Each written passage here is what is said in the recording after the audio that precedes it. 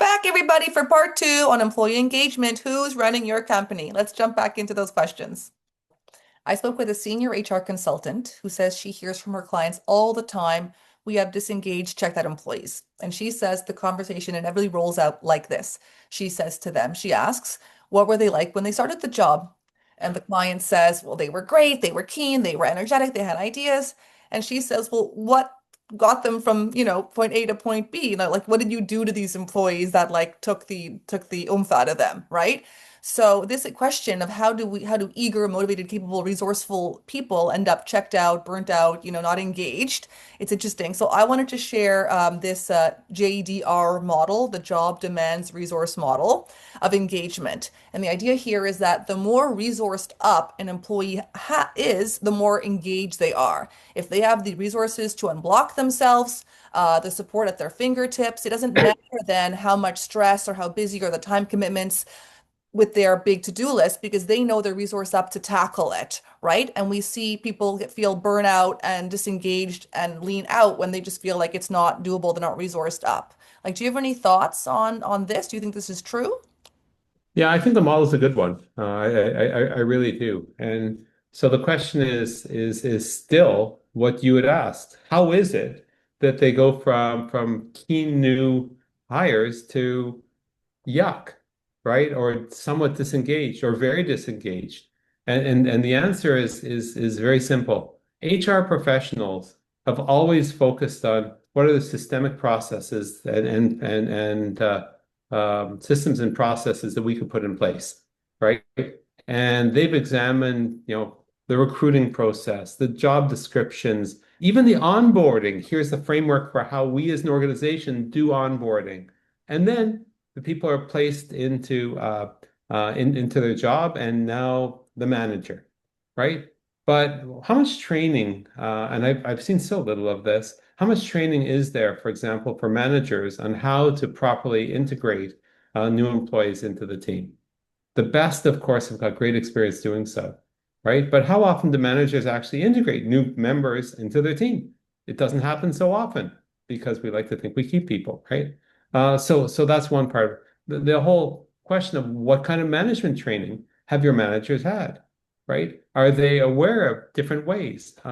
At one of our um, with one of our clients, we spent a big chunk of time talking about what a coaching leader does as opposed to a more directive leadership style, management style, right? And it was a big eye opener for a lot of them because they hadn't actually thought of using a coaching style, in their management practices, right? And so if you don't know what you don't know, you're going to do what you're comfortable doing, right? So eventually the people get hammered down. The question of, okay, you know what? They don't have the resources along the way. Absolutely. The demands, like all the JDR framework is exactly true, but I come back to say, let's make sure that we actually resource up, okay, the managers to be equipped to doing some of these more today kind of management. I think there's another angle here too, which I think is fascinating. You know, the way you manage, say, somebody who's in their 50s or even in their 60s is very different than you manage somebody in their late 30s or early 40s, which is very different than somebody who's in their 20s, right? It's very, very different. And the intergenerational dynamics are a little bit different as well, right? I think that sometimes we're not as sensitive. It's not a question of saying we need to understand the differences between the generations. I think it's a question of saying, as a leader and as a people manager, we need to build a diversity of management style so we're able to give each of our team members what they need so that they're fully engaged, right? And some of it is, yeah, the job and setting the expectations. And some of it is making sure the work is fulfilling, to make sure they're not frustrated, right? To make sure they've got the right resources, right? But here, in a certain sense, aren't we, starting to use now the language of servant leadership as opposed to almost authoritarian leadership, using the language of a coaching leader as opposed to a directive leader? I think for us to say these terms and for us as leaders to say, how do we put them into practice? There's a gap there. which is kind of where training and retreats and all that kind of stuff fill, right? And I think that philosophically, no one likes to say I'm an authoritarian and I am good, right? But I think sometimes uh, people fall back on what they know and what might have worked for them in the past. And past performance is not a guarantor of future success, right? It's got to be this dynamism. I'll go back to my studies that I find, but I really try not to find obscure ones. I try to find many that sort of confirm the same thing. So all studies show that our time outside of work, when we are not working at our desks, impacts our ability to engage at work just as much as that time in the office. Okay. And it interestingly really impacts it equally. We have a session on work-life balance and how, your enjoyment in one feeds and fuels the other, right? So this is astounding if it does in fact impact it equally. This means that if we, as organizational leaders, as managers, can make the personal lives of our employees better, they will perform better at work. So it's interesting because there's so many times at work when you can't change circumstances at work. You can't change, the boss, the colleague, the client, there are yucky situations at work. But this means we can really turn our attention towards their personal life and our effort points in that area. So I spoke with a colleague recently. She said that she works for a very successful global organization. They have hundreds of employees.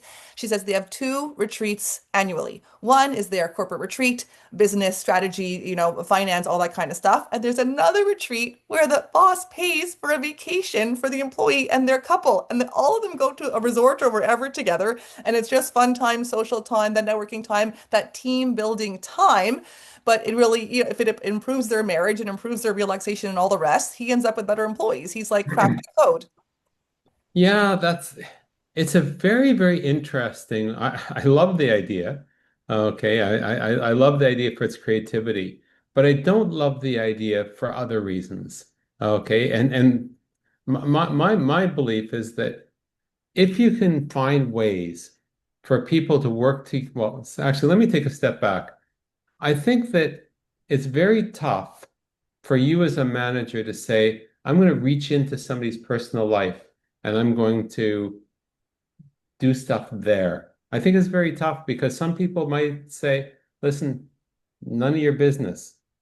Okay. None of your business. Maybe somebody, for example, is got a different type of lifestyle that is there that they don't want anybody to know about.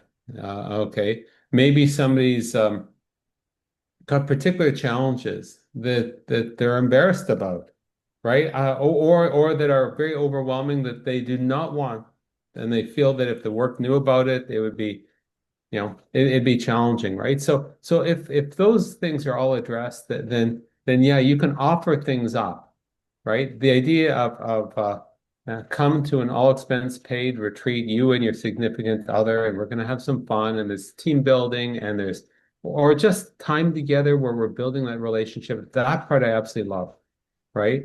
Um, but yeah, just have to be careful about it. I think that um, too often we forget that people are 100% people and they do have their personal lives and pressures. And that, if a marriage is not going well, it leaks into the work.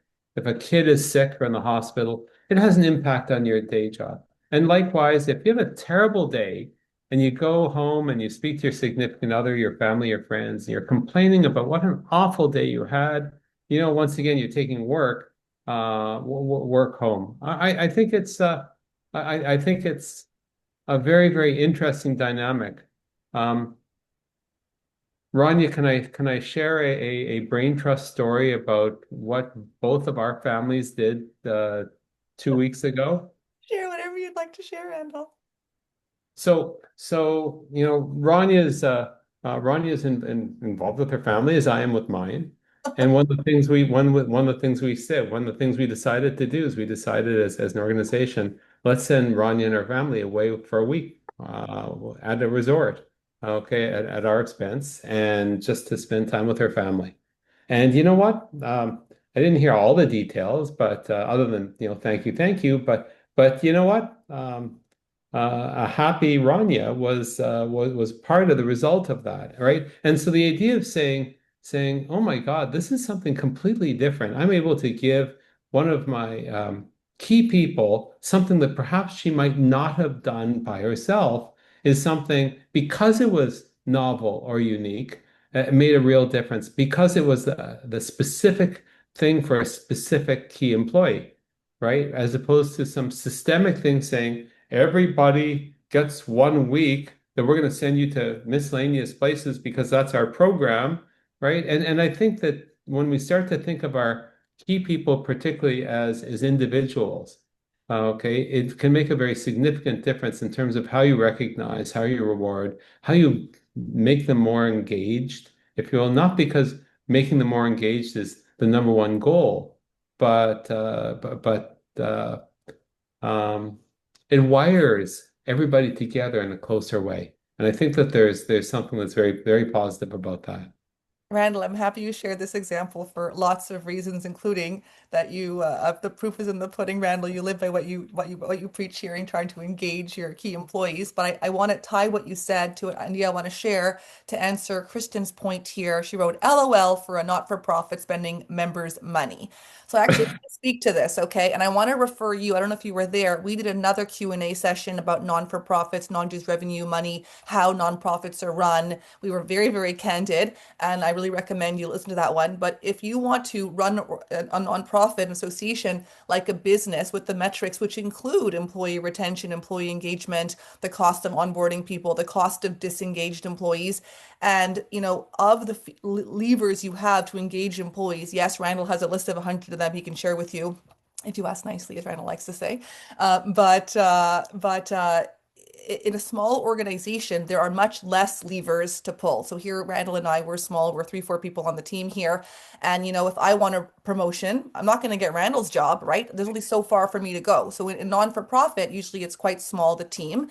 And what levers do you have? And I think that when ambitious, smart, capable people who have a career goal for themselves, they do want to move up. And if they can't move up, they need to put the energy somewhere. So Randall and I work in this business because we know that giving people education, training, skills, upskilling your team, giving them leadership training really scratches that itch a lot. And so for small teams where maybe I think there is a very big argument to what levers do you have to make your members engaged and satisfied and well, and offering that training budget and that budget for personal stuff. I think there's a very big business case for that. Thoughts, Randall?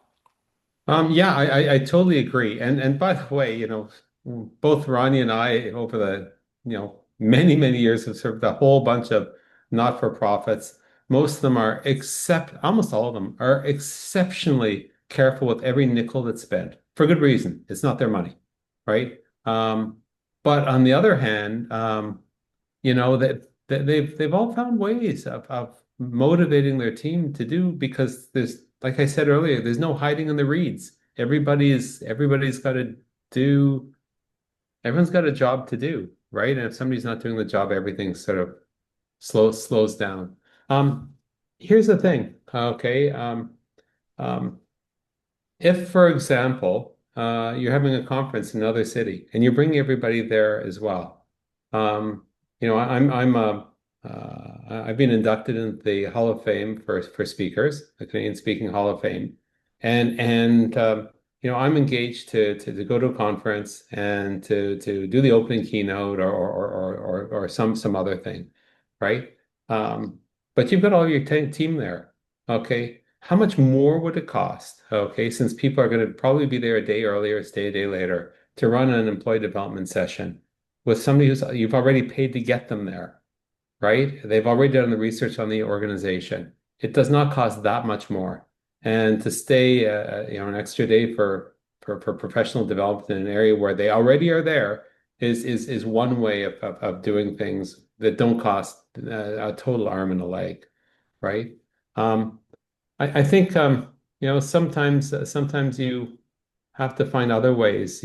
Most people for not-for-profits and more specifically for charitable organizations, there's a huge alignment to the mission itself, right?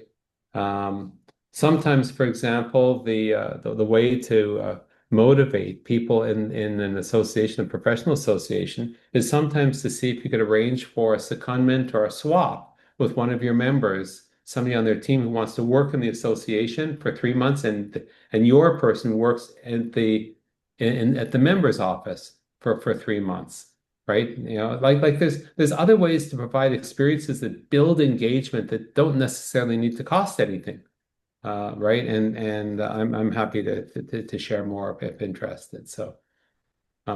Sorry, I'll just say one other thing. Interestingly, there's been a bunch of elected school trustees or school board management teams who've gone on wonderful investigative missions to Italy, to like Eastern Europe on discovery on stuff that just seemed like an incredible abrogation of their duty. And it's very sad. It's very dispiriting to everybody when you see people going on these wonderful, um, I don't know, trips, if you will. But what we're talking about here is employee engagement and sending them away to eat fancy meals and drink expensive wine is there's that's just not the way to do it, right? It's not the way to do it. Randall, let's talk more. What can an organization do to allow their employees the space to recommit and move that flywheel of engagement and their relationship with the organization?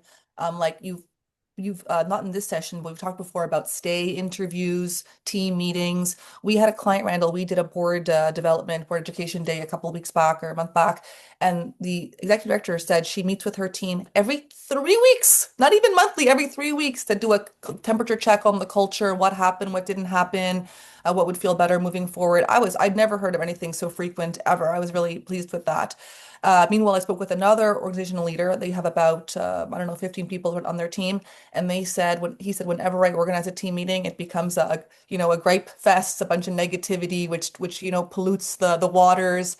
So obviously someone's doing something right, something wrong. But any thoughts on this? Like, how do you have that open conversation? Is it one-on-one? Is it with the team?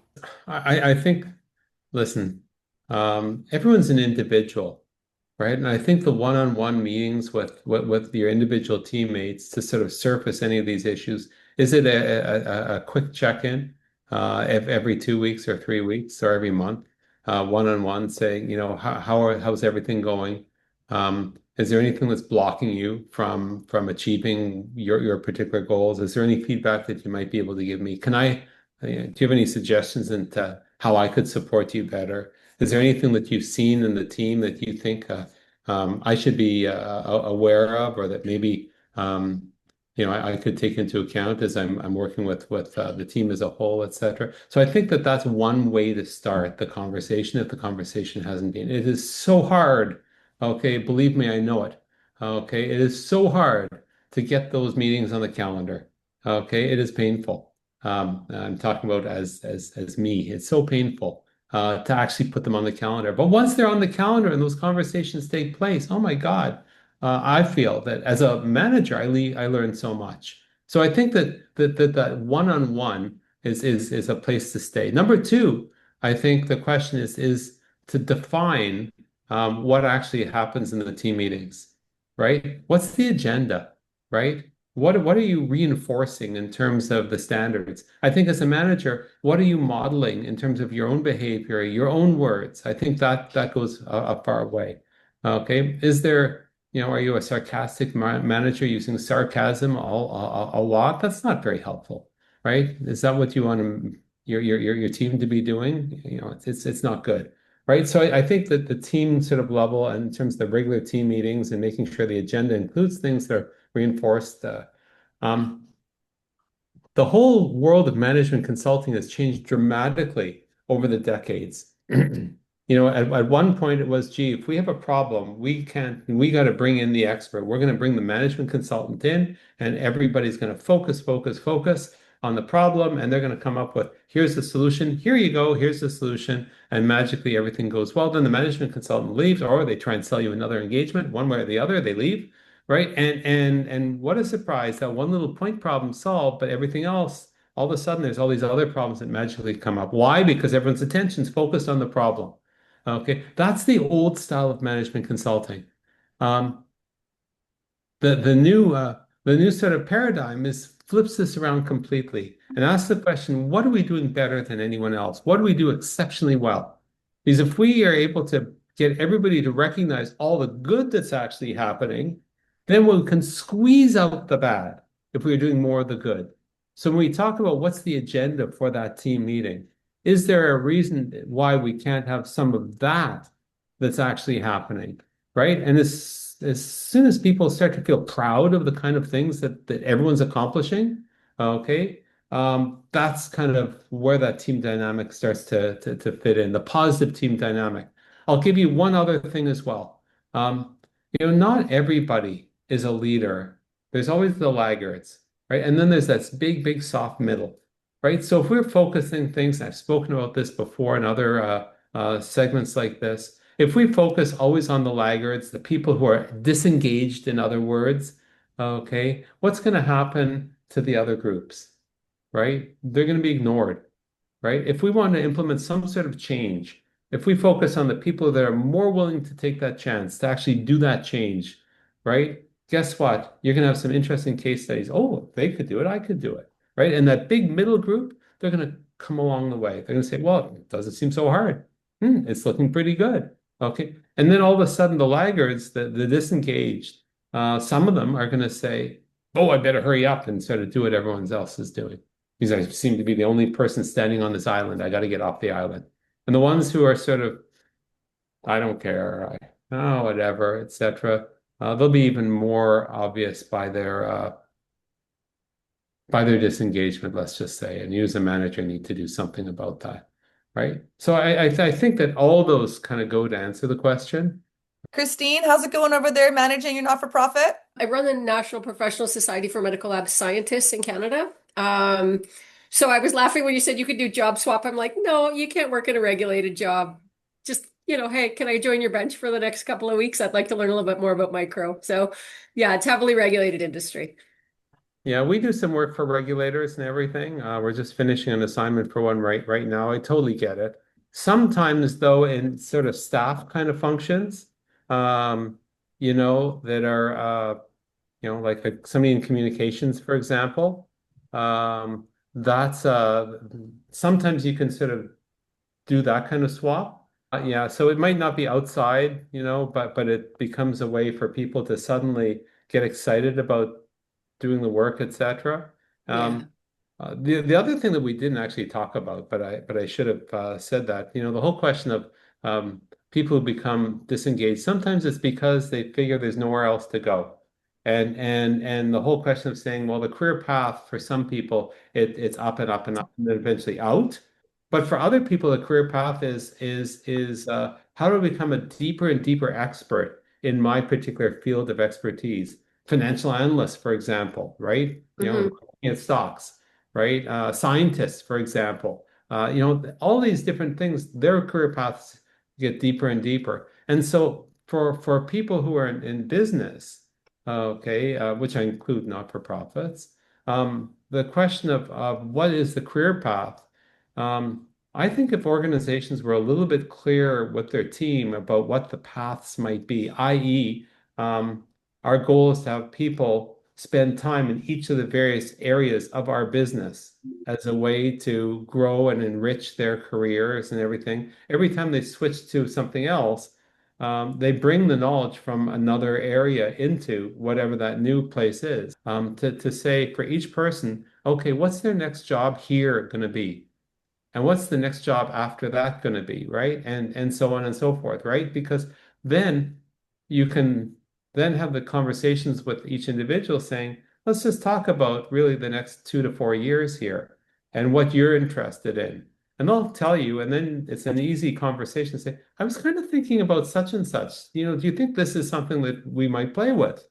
Right? And it's suddenly a very different, well, it's like, oh, I matter. Oh, the boss is thinking of me not just in terms of my output per day, etc., but in terms of the longer this kind of longer story arc to people's job, i.e., what's going on with their career, is something that's very powerful because no one likes to feel that the work they're doing doesn't matter, right? And this is a way to say, actually, what you're doing does matter. Should I ask a last question before I give you the final word, Randall? Sure, why not? Okay. That'd be great. This is not a word that I love, but it comes up all the time with clients. Surveys.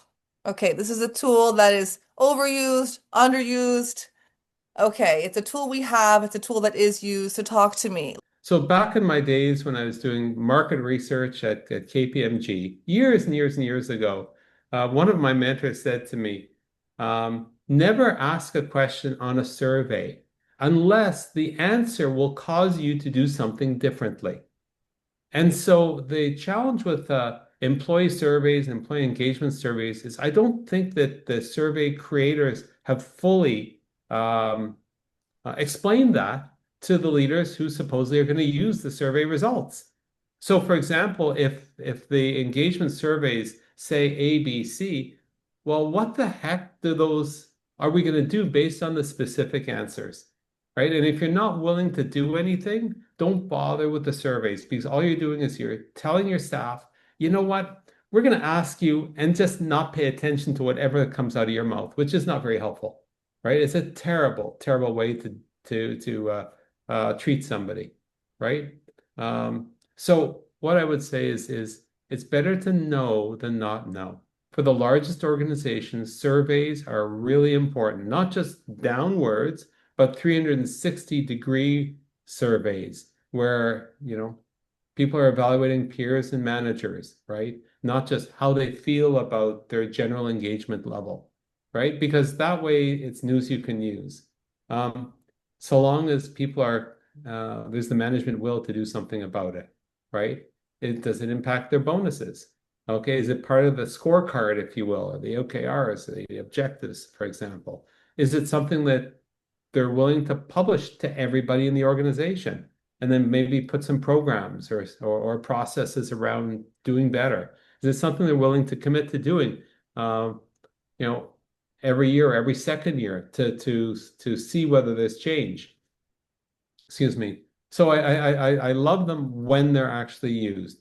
For smaller organizations, it's a lot tougher to do surveys. They're not very good because it's hard. Surveys are very surfacey. So when you got lots of people, you can, quantitatively, get some insights. For smaller groups, this is where facilitated conversation comes in, right? This is where whether it's in pairs or whether it's the entire team with an external person, it becomes an awful lot easier to get insights because people will open up to somebody outside, usually. And our experience has been people say the darndest things. And it's amazing because once you start to see several themes and you go back to the leader and say, you know something, I think that maybe we should change the agenda of that team meeting to be this and this and this, because I think that'll probably tick off a couple of your boxes, right? And so surveys are not the only way to go, right? I think that the interview approach, coupled with some strategic training, or some segments within a team retreat. I have to tell you one other way. A number of years ago, there was a problem with some senior leaders. They didn't and they thought the problem was with all the employees. And we did enough interviews to determine that it was very clearly not the employees. And it was very hard. How do you tell the boss, as certainly as an outsider? But the person who was head of HR said, listen, we have to do such and such. We got to solve the problem.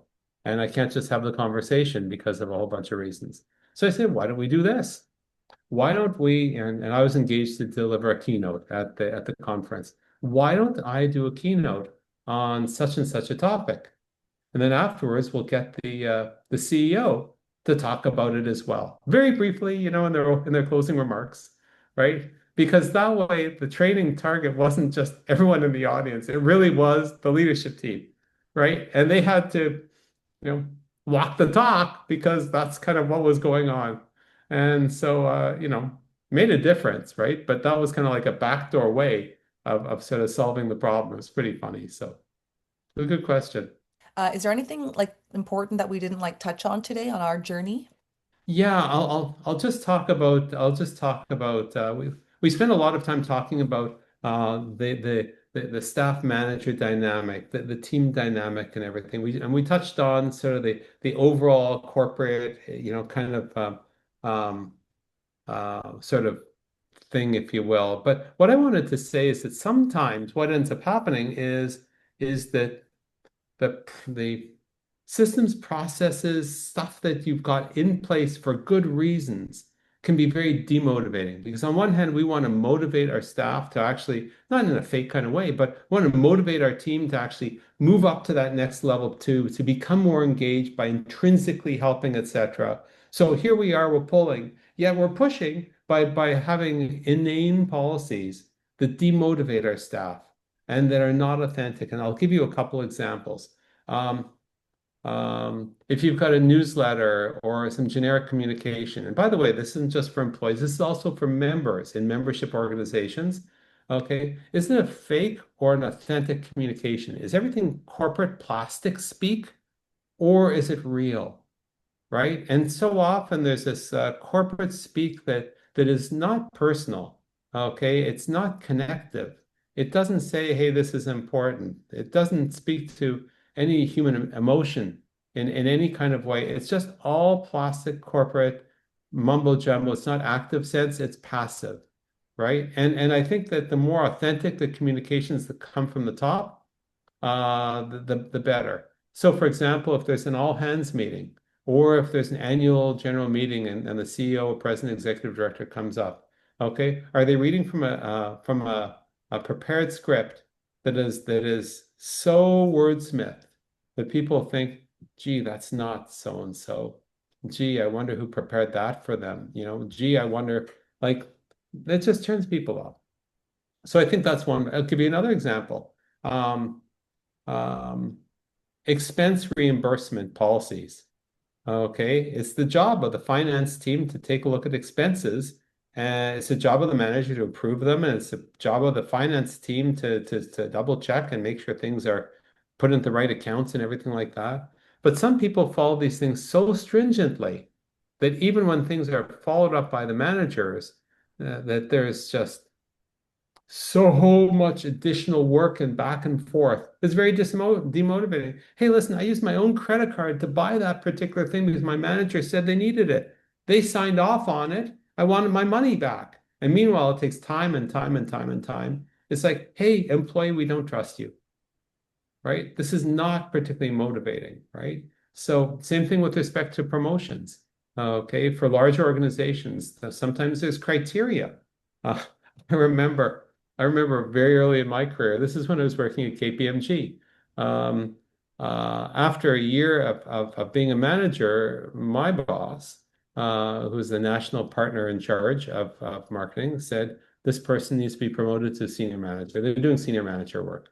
And so I was put up for senior manager, and big consulting firms, they happen at one time a year. That's it. Okay. And then I got a note from an HR person saying, you know what? Our policy is people can only be promoted every 2 years or every 3 years, not after 1 year. And so it was very embarrassing for my manager, okay, the partner in charge, okay, but it was also terribly demotivating for me. If I was such a superstar that they felt that they needed to promote me because I was doing that senior manager's job, why in the world would they have a policy that said, no, no, no, no, so sorry. You got to put another 2 years in before we promote you. You wonder why people are disengaged? Look at the policies, look at how you're implementing the policies and say, are these things that build trust with your team, or is it things that reinforce the fact that no, no, you just can't be trusted. No, no, we don't believe you. No, no, you're not valuable here. So I think that's the answer to my question. How do we make sure that we have engaged people? We've got to do the job of management and leadership. We've got to make sure people are tooled up. I'm talking about the managers. We've got to invest in the manager training. We've got to also make sure that we remove the demotivators. Because once we're able to do both of those things, we'll be aligned and things will happen. great. I want to thank you, Randall, for the conversation. Thank you to everyone who joined and listened in live. If any of the issues we talked about resonate with you, if you're considering a change and want our perspective, if you're planning a leadership retreat, curious about coaching with Randall, how to better align your team, please reach out. We'd be happy to learn about your organization, share resources. And if you want invites to these live Q&A sessions straight to your inbox, do email us at podcast@randallcraig.com. And we'll look forward to connecting with you on LinkedIn and seeing you next time.